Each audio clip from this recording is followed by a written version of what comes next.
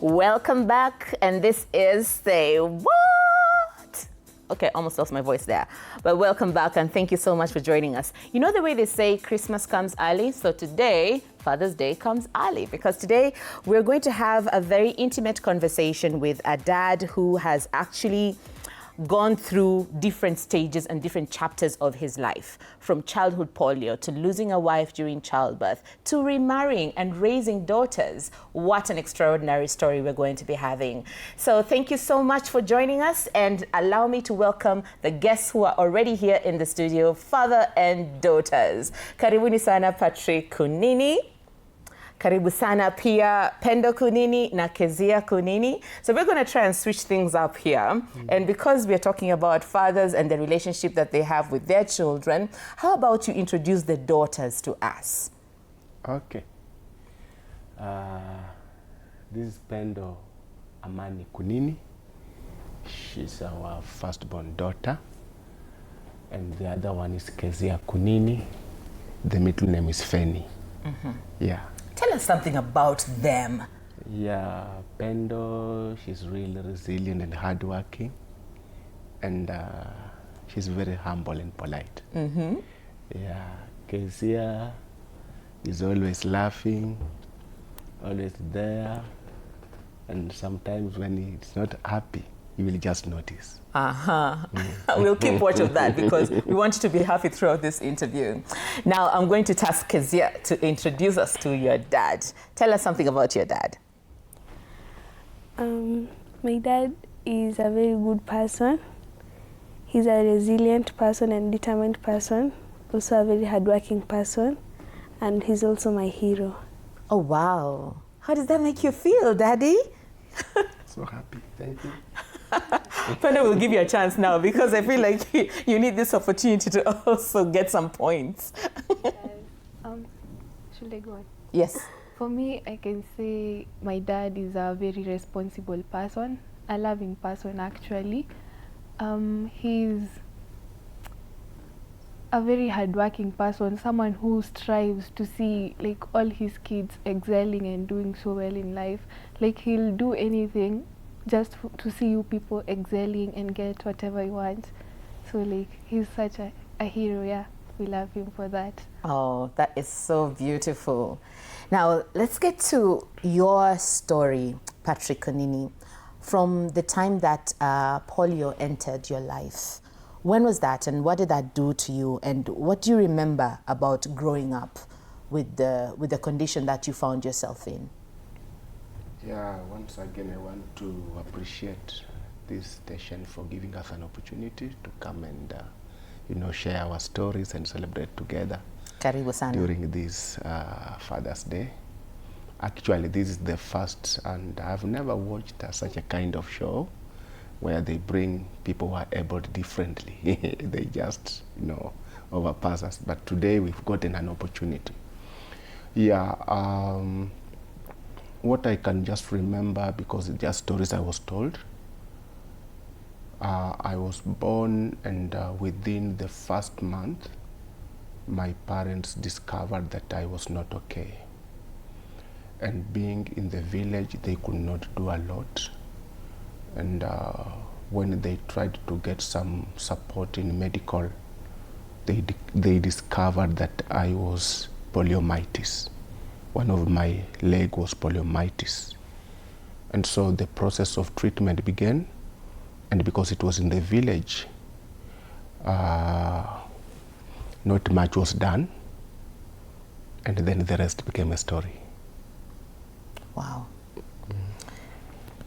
I don't even know where to pick up from that. But then it has influenced how you move in the world now. You move differently, and how has the way you move through the world changed over the years? And also, how has it changed when you got into different stages of your life?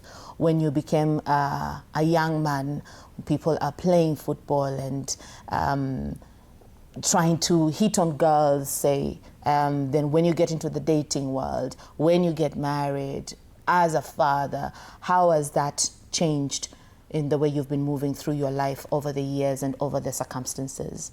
Yeah, it has changed over the time, and I think every stage had got its own challenges, right from birth, right from teenagehood, and also getting into, you know, life.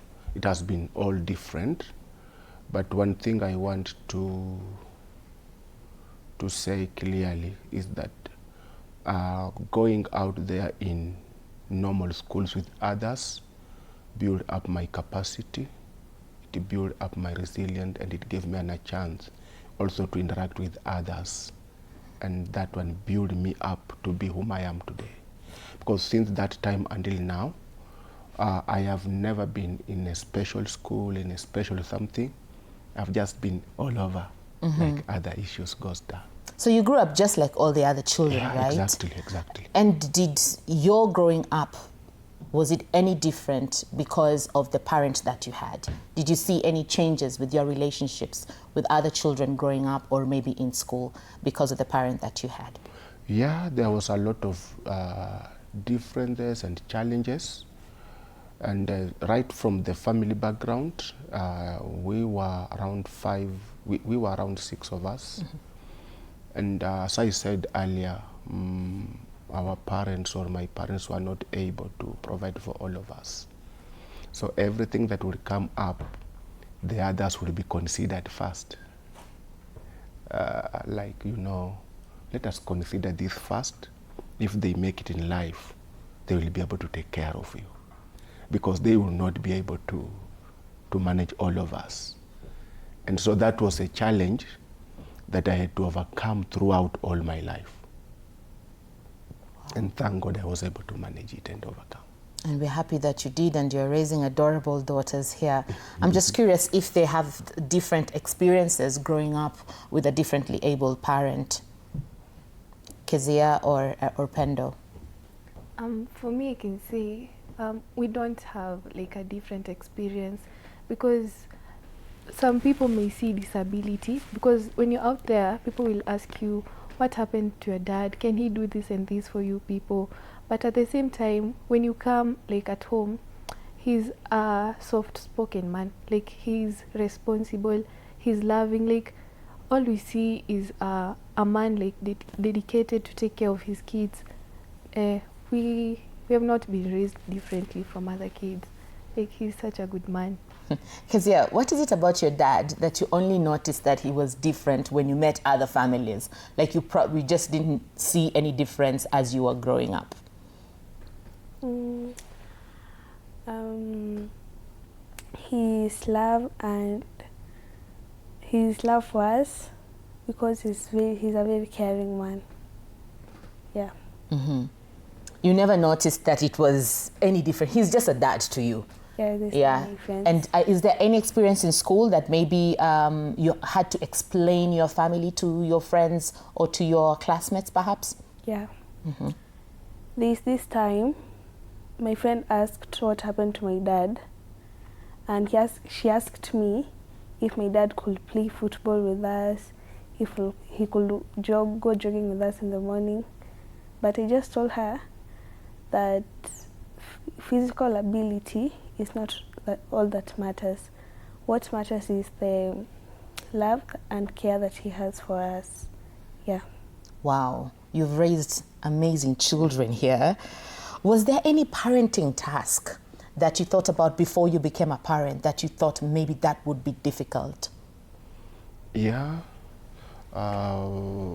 Personally, I never thought that I will be able, or I will be responsible to raise girls first.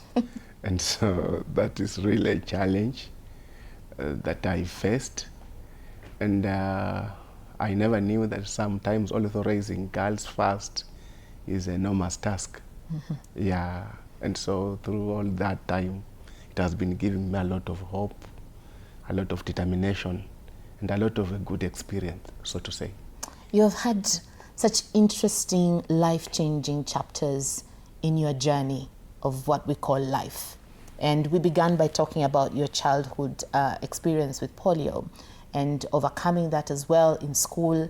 And then you got to the stage where you are getting yourself, you are now a man, and you're supposed to get into a relationship. Was dating any different for you? I can say it was not that different, but at some point it was different. One of the things that I got from childhood is that I got that courage, and that courage propels me to move to another level. And also another experience I got is that I take a lot of time to focus. And so when I focus, I take all it takes to get what I focused on. Mm-hmm. So my dating was not that. So you are a hunter. You pick one and you go for it. Exactly. And you did that. And you ended up with a wife who gave you these amazing daughters, plus one who's also not here with us. But I'm also curious about when you hear your dad talking about this, what does that make you feel? I can say from being raised by Mr. Patrick, I can say like it taught me like, let's say if I'm to choose a man right now, it's beyond like physical appearance actually. I'd go for like the personality, the character, and like the man himself, what he's made of, not like just the physical appearance. Yeah, something like that. This must be a proud moment for you, Mr. Patrick. Exactly. Yeah, you're raising children who've got a bigger world view, and they are, you know, ingesting things differently than other children as well. Take us to this moment where, because as I said earlier on, that you have gone through different chapters of your life and from your childhood, and then you got into dating, and then you married this amazing woman, and something tragic happened. How did you cope with the change that happened with the passing of your wife? Yeah, it was a very, very trying moment for me, and also for my daughters, and also my close family members, my brothers, my siblings. They were really, really affected. And it took a lot of time to compose myself towards what has happened, and to rebuild myself. So one of the things I decided to do for a couple of years, I decided to go underground. And during that time I was underground, I was just taking care of them myself. I decided just to take care of them myself, and to be there for them every time they need me, for a couple of years. And also I didn't know that during that time I was rebuilding myself again, slowly again, until I was able again to come and make another decision again. Yes. Wow. When your mom passed on, you were just 10. And so you were getting into the teenage years, and you are just with your dad. Just tell us how that did what that did for your relationship growing up with your dad. That's a crucial time in any girl's life. What did that do to the relationship that you had with your dad? Okay, it was not bad. That's what I would say, because like he's such a supportive man. So let's say like during that time, let's say I started my menstruations, you know. So during that time, he obviously, someone like me, I'm not outspoken. I wouldn't tell him. I'm shy. Yeah, I'm kind of introverted. So he would go, let's say when we are going shopping, he'll get us all those girly things that we need, and he'll just put them in the house. So in one way or another, you'll just figure it out. Or like he's not afraid to show you what you're supposed to do, because he's a man. Like he took the role of a mother and a father at the same time. Yeah, so he's such a supportive man. Wow. Kezia, what is one fond memory you remember when you were growing up with your dad? This time when he took us out, we were going for, it was a picnic. So when we were talking and chatting, there's someone who came and asked me what happened to my dad. There was a I met a friend there. She asked me what happened to my dad.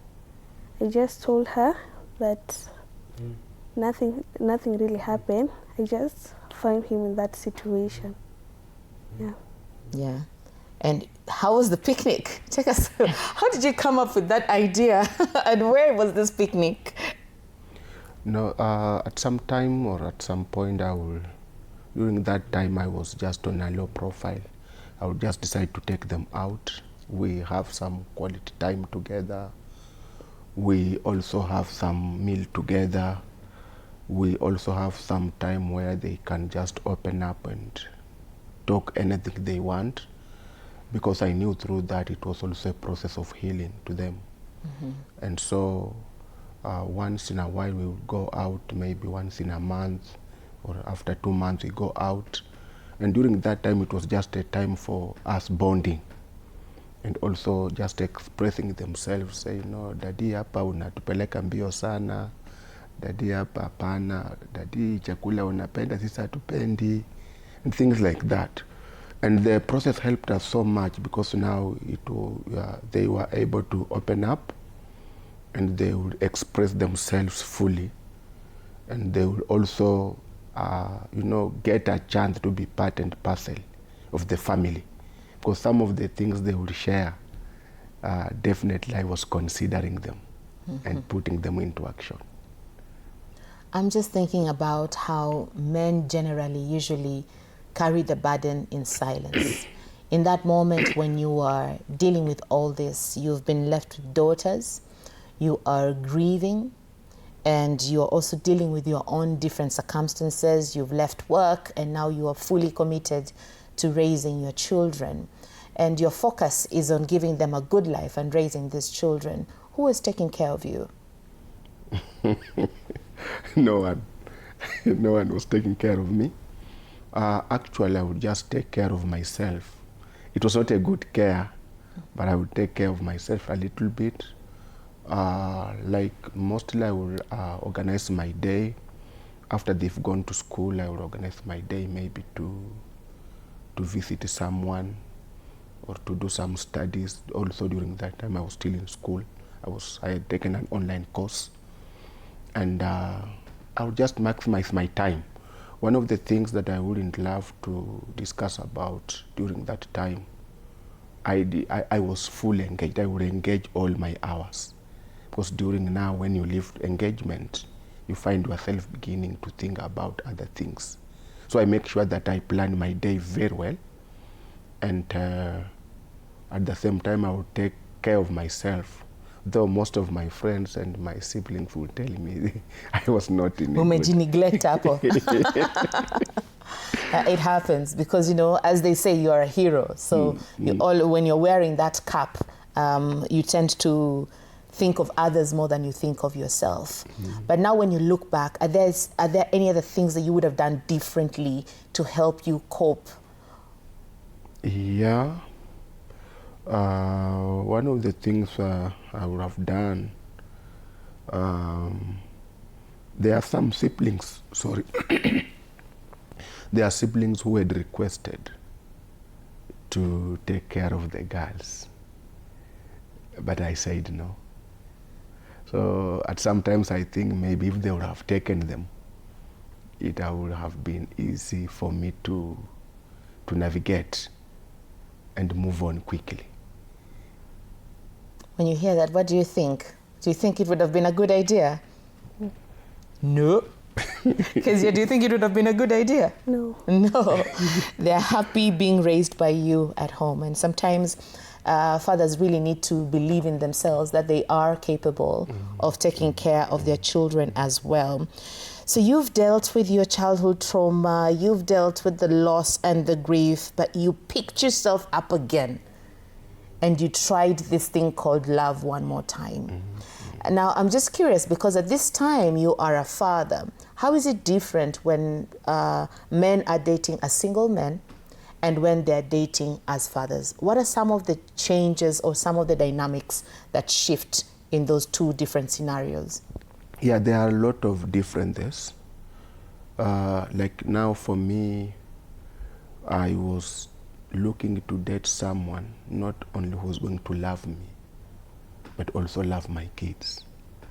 So it was not just some picking here and there, but it was something to look into keenly. Also another challenge, it was for me to introduce her to the kids. Because now, after we have known one another, we had to move a step more, which I didn't know after seeing the daughters. Will she agree? Will she say no? So that was also a great challenge.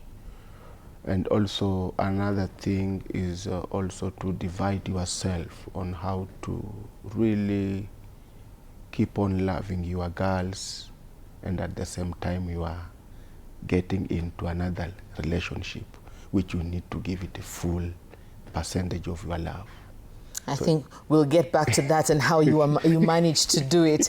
But maybe the girls can take us to that day, the day that you met your new mom. Do you remember it, and can you play it back to us and the feelings that were going on that particular day? Okay. For us, we knew the lady because she usually came to our church. So we knew her as my dad's friend, or just a church member, not as his fiancée. Now this day comes, and then he introduces her to us. He's like, this is the person who I want to be your mom.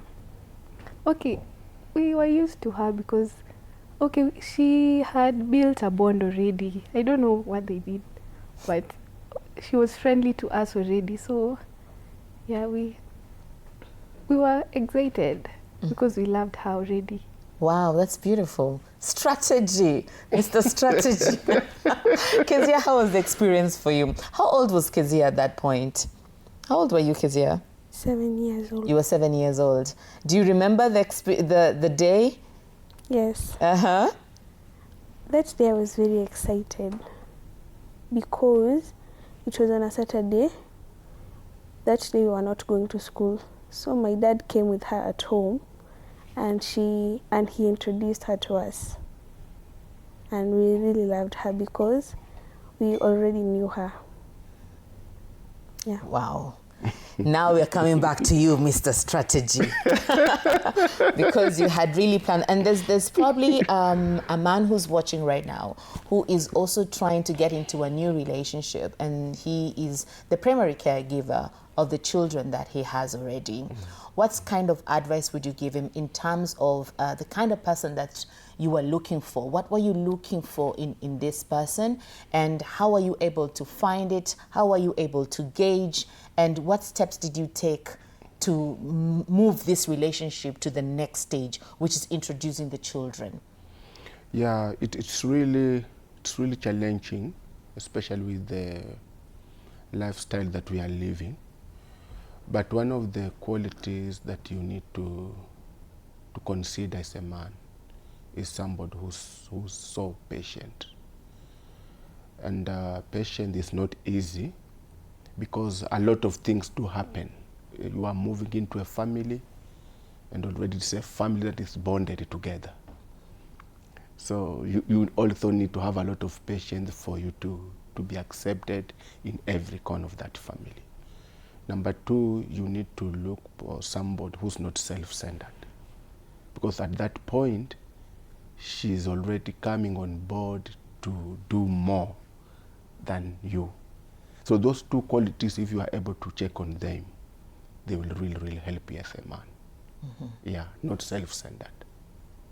And yourself, as a man, how do you prepare yourself for this new relationship? What are some of the things that you need to do, especially if you've been widowed and now you're moving into the next stage? What are some of the fundamental things that you had to get rid of or address before moving into the next stage?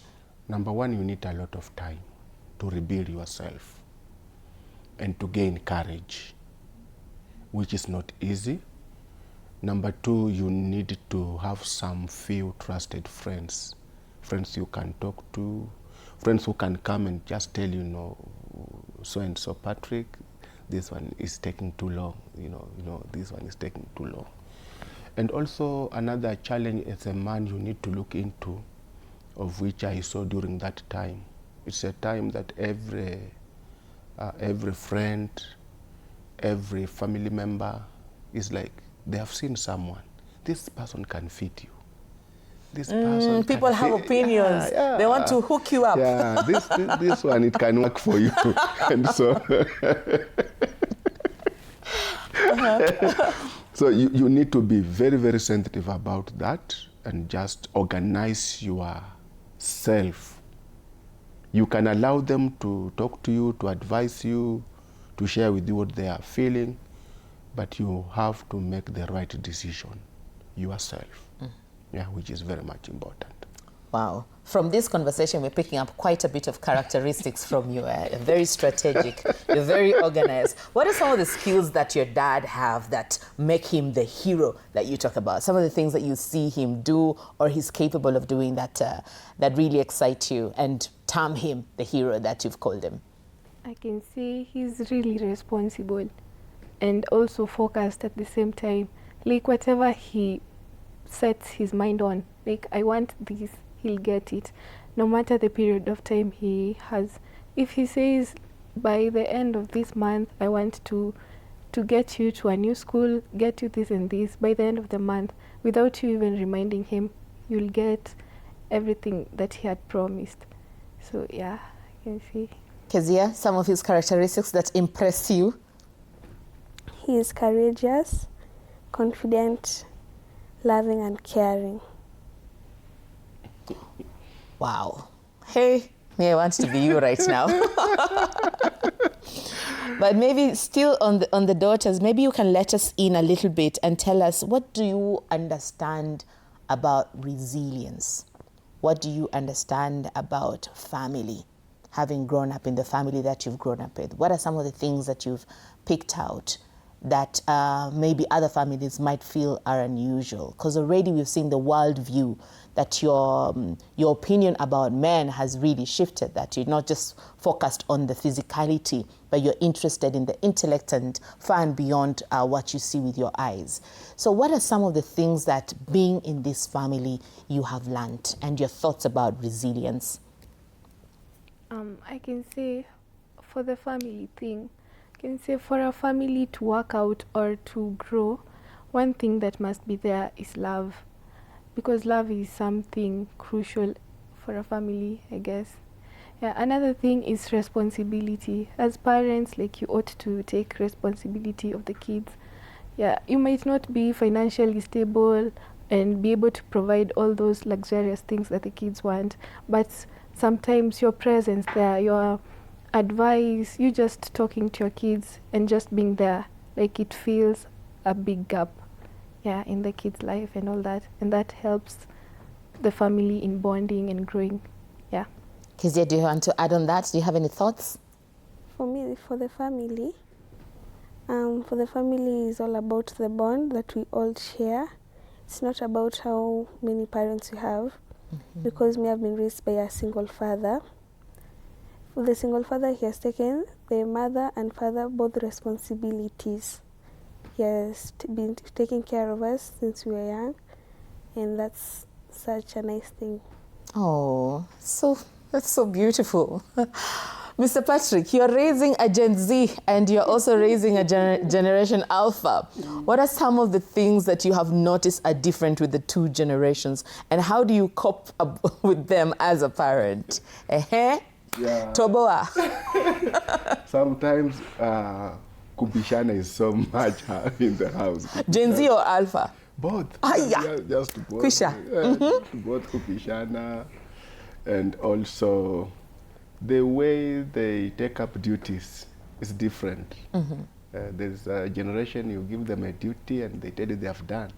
But when you come, they have not done. And you don't have what you can do about it. And there's another way, they just tell you, Dad, that one is no, we are not working on that. That one, we are not doing it. You just know that one, we are not doing it. So you have to accept and find a way on how you can go around it. Yeah. Huyo ni nani? Mimi naona huyo ni Kezia. Hiyo we are not doing. Kezia huyo ni wewe? No. Nashuku basi ni pendo. But then also, how is it different at home in this blended family for the girls now, you know, with a new mom, and you've got also a brother as well from the new relationship. How is it living in this blended family? I can say like it's a nice thing, because some of the things, let's say we were afraid opening up to our dad, maybe because he's a man, like at least we found someone who makes it easy for us to open up. And then another thing, the brother thing, you know, sometimes as girls we just sit and we are like, we want a brother, and that thing just, it filled a gap in our life. Yeah, we really love our brother. A blessing, a blessing, a blessing. Kezia, any thoughts? The same thing as Pendo said, yeah. All right. Now, what's the most common assumption that strangers have or make about you as a father living with a disability? Are there any assumptions you've heard of people making about you as a father living with disability? Yeah, a lot. One of the assumptions is that a person with disability, they don't have a family. And so sometimes when I walk around with my daughters or with my son, people never believe that those are my children. Really? It's like atuamini. Like today we had gone to the barber shop with my son, and the barber shop guy, he knows my son, and my son knows him. So every time he gets there, he goes there, and they talk a little bit, and they begin to shave him. And we found there some old men. I was like, who gave this child to come with him in the barber shop? So the barber man was telling them, no, it is his son. And they are saying, no, it can't be. It can't be. And so there are several assumptions. One is for having a family. Another assumption that really the community, the society uses is like, this person cannot have a wife. And sometimes when you are walking around, it's like, this guy is not married. So those assumptions we are used to, and we always find our way out to move around. And then there are lastly that is really, really works so bad on us is the issue of begging and being given things. Yeah, sometimes back, I was in town and I was just waiting for a matatu. And a certain Muindi where we were standing, he always comes there to give out things. He has a small paper bag with the bread and milk and something inside. When he comes there, he gives to people. And so when you are waiting for the matatu and he comes, it's like everybody says, you are the one to take it. You are the one to take it. So you see, that's a very, very bad assumption. Yes. And you have to overcome. And then finally, maybe I would love to talk about... But before you go there, how does that make you feel? Yeah, you have to find a way to overcome it. If you don't, it will really, really have a bad impact on your life and on your future. You don't need to quarrel, you don't need to fight, you don't need to, to do some, but you just need to find a way. And then the final one that is also very dangerous, sometimes like you might be invited for a meeting, maybe in a big hotel or in a big place where people are coming in day and night, and just when you arrive, it's like, hapa watu hawaombi, hapa watu hawaombi, please, hapa watu hawaombi. So it's like, no, hapa hauruhusiwi kuingia. Please, we have a function going on. We have a function going on. And you've not gone to beg. In fact, we are part and parcel of that function. So it takes a lot of time, and every time we go out, we make sure that we do a lot of awareness to those guys who manage the gates, those guys who are around. We find a way on how we can do some little awareness. One of the things we do with my friend, if we have something, we also give them. just to make them reverse know that. psychology, yeah? I told you you're a strategist. A clever man. Now, our dear daughters, Pendo and Kezia, what is it, what do you hope to carry forward from how you've seen your dad live his life? What do you hope to carry forward? I can say focus and responsibility. Something I learned from him, because from him, something he always says, he says giving up is not an option. As long as you're his child, or as long as you are associated with him, giving up is not an option for you. Either way, you just have to focus on whatever you're doing and look for a way just to move forward, a step at a time. So, yeah, I can say that's what I learned from him and I wish to carry forward. Yes, Kezia. What I've learned from my dad is to be a loving and a caring person. Yeah. You know what I'm really liking about the comments from the daughters is that they're not touching on living with a disability because they have seen beyond that. They don't see it anymore, which is such a beautiful thing to see young people look beyond the physical disabilities, and sometimes others may be having, mental disabilities and all that. So this is the generation that we want to see of young people who can look beyond. And when you look back, Patrick, when you look back at all of it, polio, fatherhood alone in that period that you had, finding love again, what does the word resilience mean to you versus what you might have thought when you were younger? Yeah, I think resilience here to me, it means you should not be able to give up.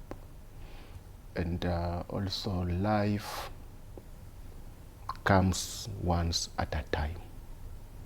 So when you discover that, you will be able to find a way on how to navigate through the challenges, the issues that come up in life. Also, resilience also to me it can mean that every experience you've gotten, you need to carry it ahead and if possible, to another generation. You've done it to 2 generations. Yeah, exactly. Exactly. So I'm curious to the girls now, if you had one question to ask your father, what would that be? If you had only one question to ask your father. He's already tensing up. Why are you tense? Calm down. But you're a strategist, so you already know how you're going to respond. Yeah. If you had only one question to ask your father, what would it be? I can say, from the way he's raised me so far up to where I've reached right now, does he think like I'm old enough to choose an ideal partner for myself? Mm-hmm. Daddy, is she old enough to choose an ideal partner for herself? Not really, because she's only 18 and she has a very long way to go. She's just a first year in university. She needed to give herself around 3 more years so that she's able to finish the school. And from there now tunaweza ona hiyo maneno tunaongea namna gani. Wacha tumweke kwa task. When did you meet your wife? How old were you when you met your wife? No, we were all over. We were above 20. We were above 20. We were millennials. So it's 2 years. We are reducing. Above. I can see Pendo saying, it's just above, 2 years. Above. Okay. Do you want a follow-up question? Millennials. So millennials took longer. Now you're ready. You feel very ready. This is a conversation that needs to carry on. And I think fathers need to be having these conversations with their daughters back at home. Kezia, if you had one question that you could ask your dad, what question would that be? Why did he choose my stepmom?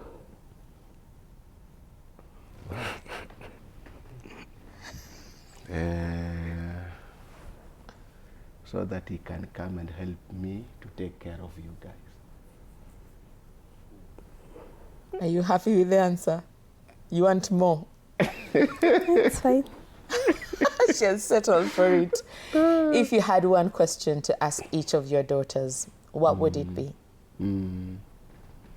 Maybe with Pendo, can she be more resilient and take up a lot of challenges of life that can come ahead? Yes, I can. I'm a first boy and from I can. That conversation looks like the conversation I had with one of my kids about having a phone. I'm responsible. I can have a phone, please. That's quite interesting. So you're resilient enough. You're ready to take on challenges, including having a boyfriend. Yes. Now let's go to Kezia. Please ask Kezia a question. Wow, because I don't know what I will ask.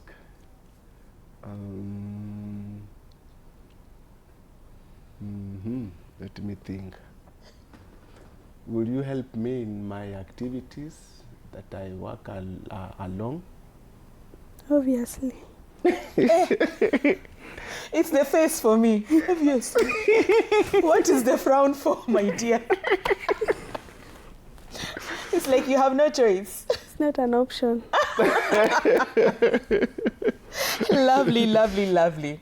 Time has really run out. Thank you so much for joining us, and thank you so much for being vulnerable with us and for sharing your very personal story with us. And I do believe that there's someone out there who's probably going through something similar or the same, and they have learned from this conversation and from the way you're relating with your daughters as well. It shows a lot about the work that you have done to build that relationship with your children. So congratulations to you.